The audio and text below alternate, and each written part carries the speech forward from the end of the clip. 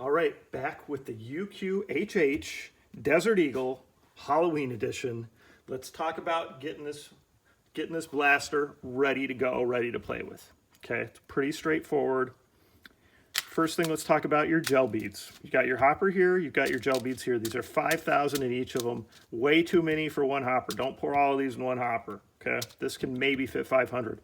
So when you're soaking your gel beads, you need a container. If you're trying to do a whole pack of 5,000, I would take a container that's 12 times bigger than this grenade, okay? So that way you got some extra room.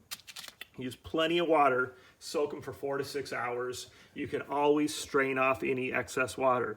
If there's excess water, then you know they got as big as they could. They can't get too big, so they just need to get as big as 7 to 8 millimeters. That's the biggest they'll get. Soak off any, or drain off any excess water, and then load them into your hopper. You're ready to go, okay? Number one thing that I see with people having problems with is if these aren't soaked long enough, they just kind of roll out of the gun, and that's why. You need to add more water. You didn't use enough water, or you didn't soak them long enough, okay? Battery could take up to 2 hours to charge if it's completely dead. This has a little light on it that's going to flash a couple colors, and then when it's done, it's going to be a solid green. I have seen some of the other chargers where when it's done, it's a solid red, but either way, typically it's flashing while it's charging. It's solid when charging is complete, okay? And again, you white plug for the charger, black plug for the gun. You can't really mess it up because you can't. It wouldn't fit any other way, okay?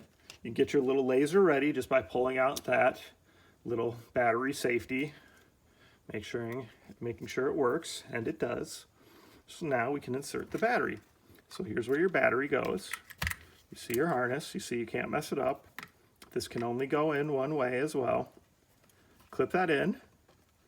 It does appear they added a little bit of extra room in the battery bay because that was definitely a tight fit for the past models. So I think it's easiest to just go ahead and take these harnesses and kind of push them towards the trigger area and then just kind of lay the battery down in here, okay? And there should be room. If, when you go to take the battery out, it seems to be stuck, be patient or use like a needle nose pliers and gradually kind of pull it out so you don't rip the wires, right? And you'll get the hang of it. It's just, you gotta find the best way to fit it in there. Okay, so we got that battery in there. You can put the laser on. And if you're gonna, you can keep the laser on all the time too. You may just need to adjust it slightly if you're changing the battery, just because of where it hits when you hinge this, right? Okay, so we're good to go. We got that all set. This piece, once you clip it on here, you're gonna just leave it on. You don't need to take it off again. Got to see those grooves right there, okay? You'll see there is a groove right here, okay? And then also just, it's gonna go flush against this, where this changes. So it's easiest just to kind of take it right here, and then I just kind of pop it on, right? It's on there good. It's not going anywhere, okay? We're checking it with the battery. It's working. You're good to go. The laser's working. Good to go. So I already had a grenade hopper with some beads in it. Just go ahead.